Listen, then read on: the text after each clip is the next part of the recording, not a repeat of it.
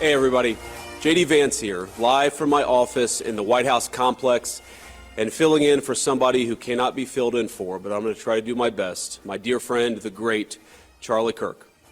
The last several days have been extremely hard for our country. They've been hard for me, hard for my family, hard for the countless people in this building who knew and loved Charlie Kirk, and of course, they've been hardest most of all for his darling wife, Erica, and their two beautiful children.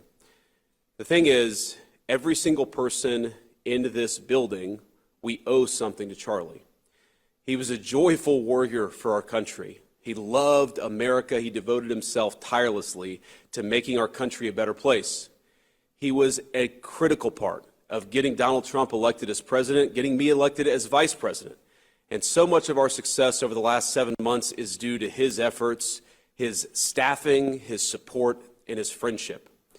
I don't think that I'm alone in saying that Charlie was the smartest political operative I ever met. Everyone knew him as this fearless debater, this guy who would take the conservative message into hostile places and inspire younger generations to have courage.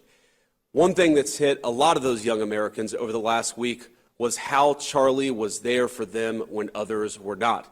When they were afraid to speak their minds, when they were afraid of what a professor would say, when they were afraid that they would be shouted down by their peers, Charlie was there, showing them that they could be courageous and that they could be bold. Charlie was a visionary. He was a luminary.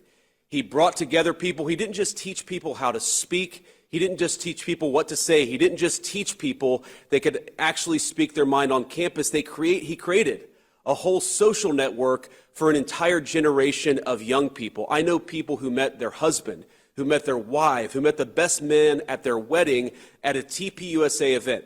Because as you guys all know, it's not just about speaking our mind, it's about making friends along the way and creating that support network that won an election and that staffed the current federal government. Of course, we have to make sure that the killer is brought to justice, and importantly, we have to talk about this incredibly destructive movement of left-wing extremism that has grown up over the last few years, and I believe is part of the reason why Charlie was killed by an assassin's bullet. We're going to talk about how to dismantle that and how to bring real unity that can only come when we tell the truth and everybody knows that they can speak their mind about the issues of the day without being cut down by a murderer's gun.